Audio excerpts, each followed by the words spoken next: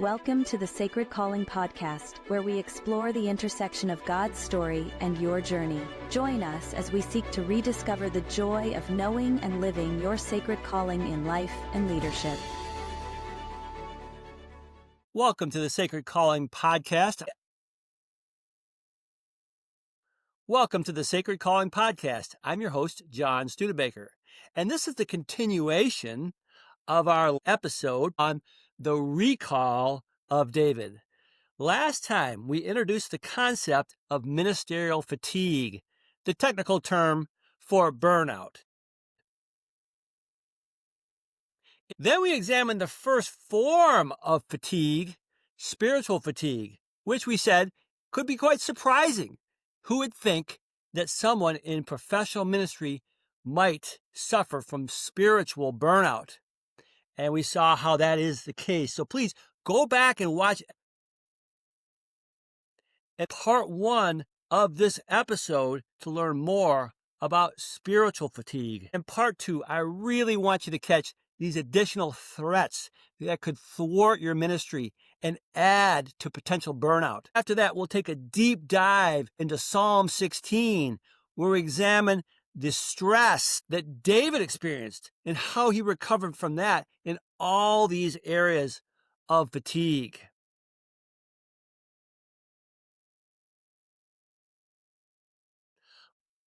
The second form of ministerial fatigue is experienced by many pastors and Christian leaders, and that is social and relational fatigue, which can include marital fatigue.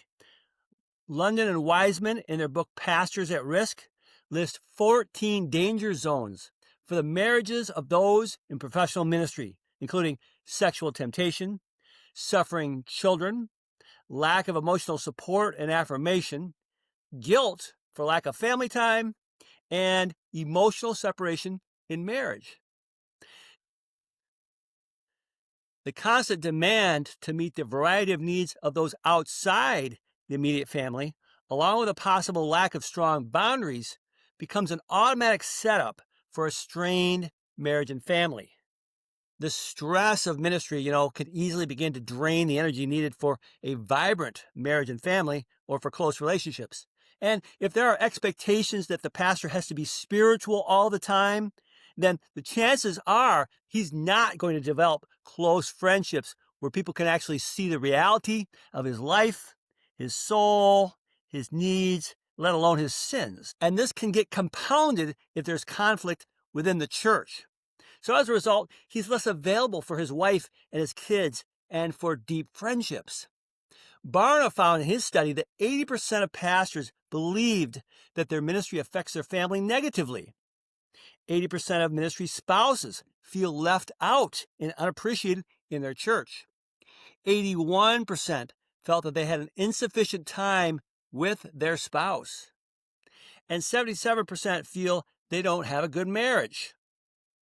70% don't have anyone they can consider a close friend. Olson and Grosh, in their research, explain it this way. While at church, he is reverend and seen as the spokesperson for God. But at home, he's just daddy who is never available to play. The pastor who is admired as a hero at church may be seen as something considerably less at home, and this sets up a negative feedback loop. The next area of potential burnout for those in ministry is emotional and mental fatigue, often as a result of a lack of margin. Dr. Richard Swenson authored the popular book Margin, where he explained that margin is the buffer zone between what we are currently experiencing in life and our reserves. He said that without margin, we lose the ability to deeply feel those things about which we are most concerned, such as our relationship with God, the needs of our families, our own pain and grieving. We also lose the ability to think clearly and to think deeply about how biblical and spiritual truth can be applied to our parishioners and in today's world. 40 years ago, Freudenberger discovered that in the helping professions, a persistent negative state of mind can develop. And this is characterized by exhaustion, or by a sense of reduced effectiveness, or by decreased motivation. We see this with the pastors who come to our oasis in Michigan. A few years ago, a missionary couple gotten so tired in their emotional lives that they were depleted. So they needed to spend some time in solitude to slow down and learn to feel again, to journal, and to learn to relate to God on an emotional level, to learn the needs of their own soul. And this leads to the fourth area, vocational fatigue. And this occurs when there's a poor fit in one's ministry role in their church or organization, or by just trying to fit into every role in that organization. Perhaps that person, that Christian leader, is trying to meet the expectations of certain people or of everyone. If you combine this with a lack of boundaries regarding time or people and their expectations and their needs, the result is overload. And so that minister ends up simply fulfilling an external function, just doing tasks, simply performing, rather than living out his unique internal design, which brings joy and energy.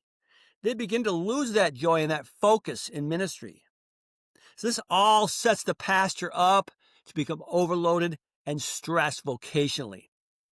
Pastors at risk also found that 80% of pastors in the USA will not be in ministry 10 years from now, and only a fraction of them will make it a long-term career.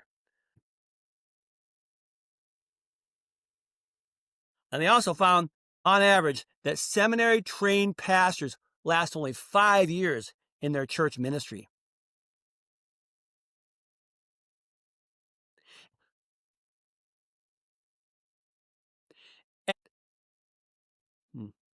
Dr. Archibald Hart, a former professor of psychology, describes the sort of stress that many pastors experience on Monday after a demanding Sunday, when they have a long, continuous, and heavy adrenaline strain. He calls it post-adrenaline depression. And if not managed properly over the course of several years, this strain can easily lead to a deep vocational burnout. He states, in burnout, the victim becomes demoralized and knows things aren't going right. He begins to lose the vision he had for ministry. He loses hope. Hart adds, a person with burnout disengages from the main task, and a state of crushing discouragement, almost despair, sets in. Demoralization is a good way to summarize it. Well, these four factors of ministerial fatigue are closely interrelated, so that one area of our humanity, if affected, can deeply affect another area. Other major factors include lack of exercise and proper nutrition, insufficient mentoring, false expectations regarding ministerial success, unconfessed sin, or unresolved bitterness. And each aspect of burnout can be compounding. They deplete our energy and the time we need to develop or to maintain a high quality of life, what Jesus referred to as the abundant life in John chapter 10, verse 10. Now, in our ministry with the Oasis, we've discovered a bottom line regarding burnout. The victim experiences a lack of time and energy to develop and maintain one's most important ministry attribute, a high quality of life. And such a lifestyle would include sufficient time to rest, time to reflect on one's life choices, time to evaluate and analyze one's values in light of everyday issues and relationships, the time for family and genuine friendships to develop, time for exercise and good nutrition, and especially time to grow in and to enjoy one's relationship with God. So this brings us now to the question of how can I begin to recover from ministerial fatigue? And here is where we turn to the example of David in Psalm 16. During my own burnout, I found the Psalms and the prayers within the Psalms to be vital in my own recovery. Psalm 16 became one of my favorites because it gave voice to myself in that place of fatigue and despair, as it has with many others. David may have been on the run at this time, or he was just lacking security, but he needed to receive the fullness of God's promises. It was probably written by David in a season of vulnerability, possibly while being pursued by Saul. And it incorporates all four aspects of burnout recovery, showing an excellent pattern for assertively confronting each aspect. So, this leads us to Psalm 16, verses 1 and 2. And I refer to this section, David looks up, his recovery from spiritual fatigue. So here, David meditates on God's names and his character. In verses 1 and 2, here's David's prayer. Preserve me, O God, for I take refuge in you. I said to the Lord, you are my Lord. I have no good besides you. So first, David looks up to God to preserve me. Here he is asking Elohim, the creator God, to have charge of his life during a time of despair.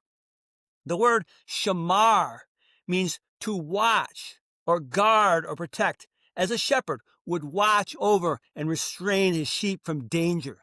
David knows this well as a shepherd. So when he seeks refuge in his creator, he knows what kind of protection God can provide. And David affirms here God is his ultimate place of safety.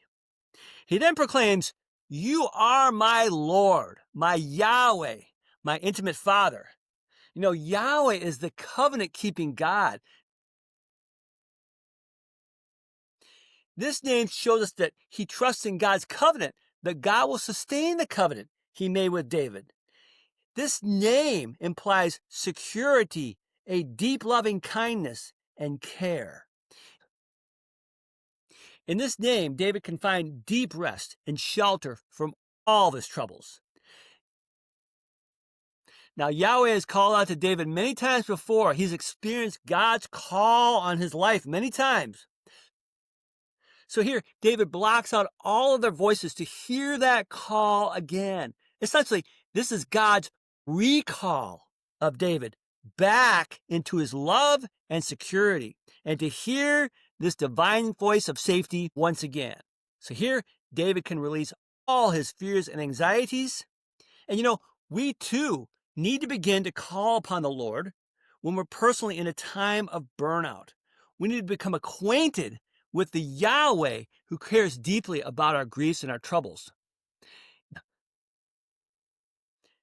David states later in verses 10 and 11 that he stands before the Holy One, taking extended personal time in Yahweh's presence. So this entire psalm alludes to a slowing down to experience Yahweh's peace and love afresh.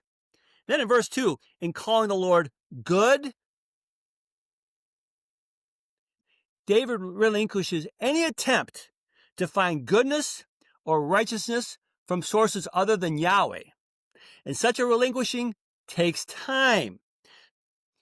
Christian leaders need time to lift their burdens until they are removed from their soul.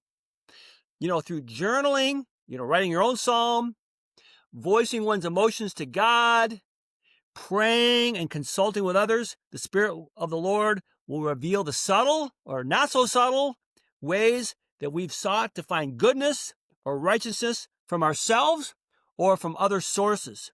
When people come to our oasis, we help them to reestablish their vertical call, essentially their recall, by writing down a vertical calling statement, a purpose statement, so that everything they do on the horizontal plane in their mission, in their daily life, is oriented toward the vertical. It's done in the presence of God.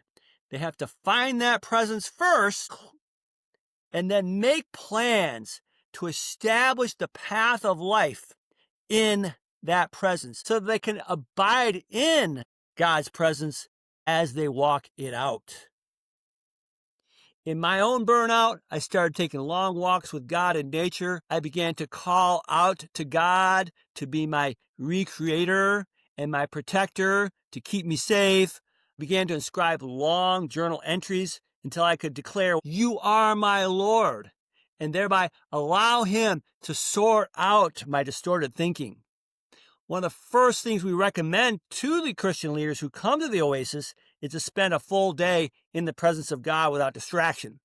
We encourage them to journal, to think through what they've brought with them, anxieties or distractions, and then to pray through each one, to wander around, to pray deeply. They may need to get back into close touch with their own heart and their need for margin once again, and to turn to God's voice and to hear God speaking to them. So that is the first section of Psalm 16, verses 1 and 2, where David recovers from spiritual fatigue. Next time, we'll examine 3 aspects of burnout and how David recovers from all 3 of these.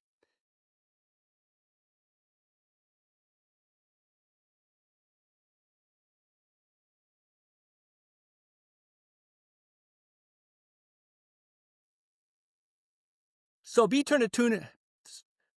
sure to catch part 3 of this episode on the recall of David.